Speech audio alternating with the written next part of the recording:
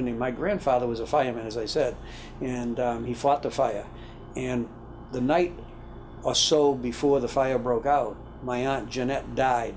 It's a huge family mystery how she died. I suspect, from what I think I heard, was that my older aunt, my Aunt Delphine, may have dropped her, and she died. In any case, they called the undertaker, which was Mr. Orville Boucher, B-O-U-C-H-E-R, and he used to have a funeral parlor, but in those days, that funeral parlor was right across from the new St. Joseph's Church at the time. You know, where St. Joseph's is now was the brick church. It was right where the park is. There was a funeral parlor there, and there was a fire station there.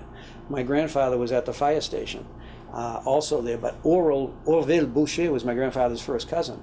So when the fire, the night before when the baby died, they had, or whenever the baby died, they had called the undertaker. The undertaker took the baby, then brought the baby back in the casket, had the casket in the house, all set up for a little wake.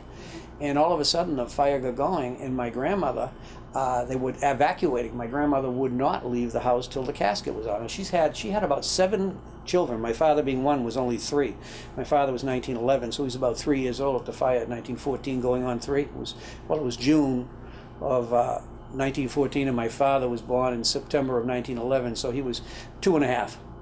And so they wanted her to get out, take the kids out, and go. She wouldn't go because the baby was in the casket still there. So Monsieur Boucher came back with a horse-drawn team, because that's how they would.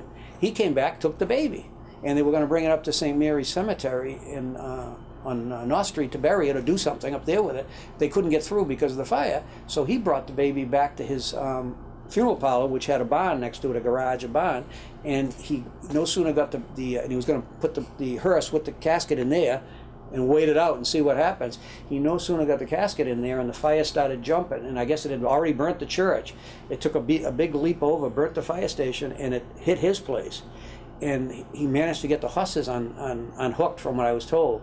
And the horses didn't get burned. Well, the whole building and the barn and the casket got burnt up. Everything burned. I don't know how long after the fire my grandfather went back, and he started digging through the rubble to see if the baby, what was left, who was going to...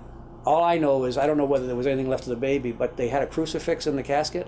He found the crucifix, and it was brass, and one arm on the cross. The left arm is all melted off.